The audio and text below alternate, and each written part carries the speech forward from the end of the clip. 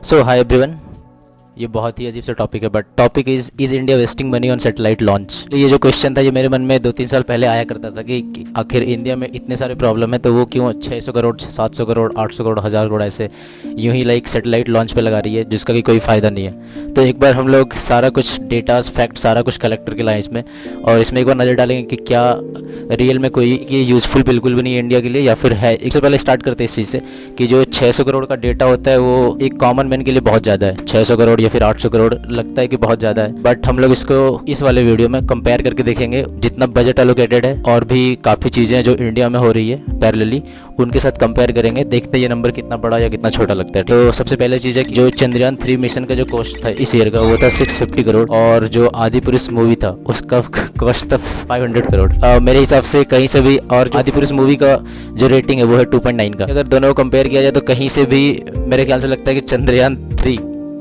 वो बेस्ट है, क्योंकि आदिपुरुष मूवी का हम अभी तक एक भी सीन नहीं देखे, और चंद्रयान 3 का जो ये वाला सीन है जस्ट अभी जो एक शॉट चलेगा, ये वाला सीन मेरे कांटेक्ट में जितने लोग थे 15-20 लोग तो लगाए ही थे, और हम किसी का भी नॉट अ सिंगल पर्सन जिसका कि हम वो वाला व्हाट्सएप में जो स्टेटस है वो हम स्किप किए। इस तरह का लाइक एक सेंस ऑफ प्राइड आता है एवरी इंडियन के पास। चंद्रयान 3 जैसा मिशन जब होता है तो एज ए इंडियन हमारे पास बहुत प्राइड फील करते हैं हम लोग अपने आप में कि कुछ तो हुआ है, कुछ तो बहुत बड़ा अचीव करके रखे हैं। आज ही क्या कर रहे थे हम, ऐसे ही कभी अगर वो शॉट आ जाता है मेरे पास तो ये वाला शॉट हम कभी स्किप नहीं करते। हमको पता नहीं क्यों मन करता है बार बार देखने का। हमको लगता है अभी तक हम 50 बार तो एटलीस्ट देख ही चुके इस शॉट को। बहुत मजा आता है देखने में, अजीब सा फील होता है, मतलब बहुत अच्छा फील होता है हमको। तो 3, 2, 1, 0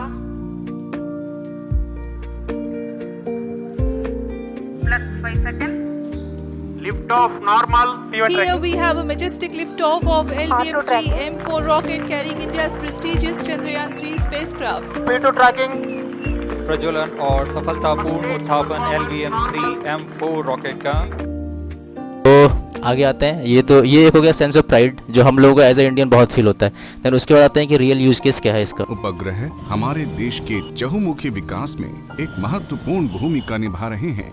इन उपग्रहों से एकीकृत की गई जानकारी, मौसम का अवलोकन, शहरी एवं ग्रामीण नियोजन, कृषि, वानिकी, वाटरशेड विकास, प्राकृतिक संसाधनों एवं तटीय क्षेत्रों का मानचित्रण, समुद्र विज्ञान, मानचित्रकारी और विभिन्न प्रकार के उपयोग में सहायता करते हैं। तो सबसे पहला यूज केस है कि मेट्रोलॉजिकल डिपार्टमेंट और नेविगेशन में यूज होता है। देन रेस्क्यू और मिलिट्री सैटेलाइट वगैरह इससे आप भेज सकते हैं, जिससे अल्टीमेटली हम लोगों का बेनिफिट है और हम लोग एज अ इंडिपेंडेंट नेशन खुद को कैटेगराइज कर सकते हैं, लाइक यूएसए, रशिया और चाइना। तो हम लोगों का एक अच्छा इंडिपेंडेंट पोजीशन बनता है इंटरनेशनल मार्केट में। ये चीज़ हो गई हम लोगों की सेंटिमेंट्स वगैरह की। अब हम लोग आते हैं बात पे कि जो पैसे अलोकेट हो रहे हैं वो कितने हो रहे हैं। आपको भी लग रहा होगा कि एज अ टैक्स पेयर बहुत ज़्यादा पे कर रहे हैं, तो और ये बिना मतलब का पैसा इधर उधर जा रहा है। तो एक बार हम लोग नज़र डालते हैं कितना पैसा बजट में अलोकेट हुआ और कितना स्पेस मिशंस में जा रहा है। तो एक बार बजट अलोकेशन पर नज़र डालते हैं। जो 2023-24 का जो बजट था वो था 45 लाख करोड़, और जो इसरो को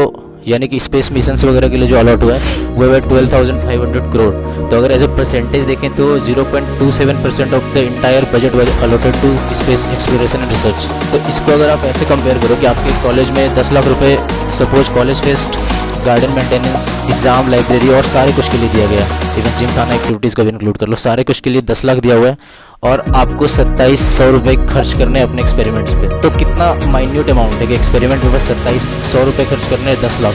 तो इस तरह से कंपेयर अगर करो तो लग रहा है कि बहुत छोटा बजट एलोकेट किया गया स्पेस एक्सप्लोरेशन में। तो बहुत ज़्यादा पैसा ऐसा नहीं है कि गवर्नमेंट अगर इनकेस बाई चांस अगर जा भी रहा है तो बहुत ज़्यादा नहीं जा रहा, यानी जा नहीं रहा, मतलब मेरे हिसाब से बिल्कुल नहीं जा रहा। अब थोड़ा सा हटके एक बार इसरो को एज ए कंपनी देखते हैं। तो इसरो का इसका एक कॉमर्शियल आर्म है, इसका नाम है अंतरिक्ष कॉर्पोरेशन लिमिटेड। तो ये सैटेलाइट लॉन्च सर्विस प्रोवाइड करती है। तो जो लास्ट 5 ईयर में ये कुछ 122 सैटेलाइट्स को ऑर्बिट में रखी है, और इसमें से कि 43 इंडियन सैटेलाइट थे और 79 थे फॉरेन कार्गोज। तो इसरो को इससे रेवेन्यू जनरेट हुआ है 1100 करोड़, राइट। सो जो कि मतलब ठीक ठाक अमाउंट है, ऐसा नहीं है। जितना इसको अलॉट किया गया है उसका लाइक 10% तो वसूल कर ही लिया है पिछले 5 साल में, और इवेंचुअली जैसे जैसे डेवलपमेंट होगा तो इसरो का रेवेन्यू भी टाइम के साथ बढ़ने वाला है। और दूसरा जो सर्विसेज है उसमें broadcasting, television, radio, broadband service जो ये कंपनी को प्रोवाइड करते हैं वो कंपनीज भी वापस पे करते हैं इसरो को नहीं करती, इसरो का जो कॉमर्शियल आर्म अंतरिक्ष है उसे पे करती है। विन विन सिचुएशन है सबके लिए, जो सिटीजन हमारे लिए भी है।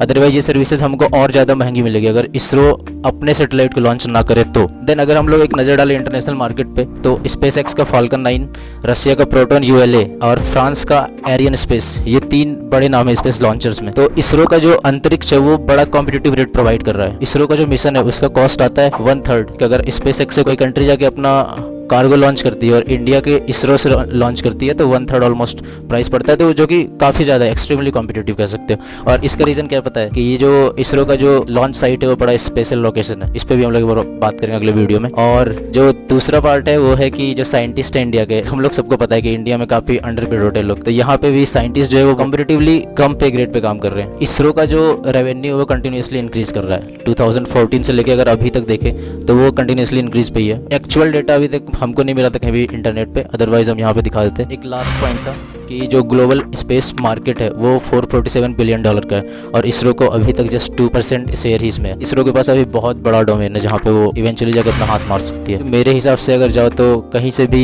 ये जो मार्केट है एज अ मार्केट भी देखो या एज अ इंडियन भी देखो तो हम लोगों को वैसे बहुत प्राउड फील होना चाहिए। कभी भी ये लगना ही नहीं चाहिए कि ये एक्सपेंसिव मिशन है और समथिंग लाइक कि इसरो पैसे वेस्ट कर रही है। बहुत ज़्यादा अच्छा है और मतलब बहुत प्राउड फील होता है ऐसे देख के। ठीक है, इतना ही था, बोलने का मन मेरा बहुत करता है इसके लिए। चलिए फिर ख़त्म करते हैं इस वीडियो को।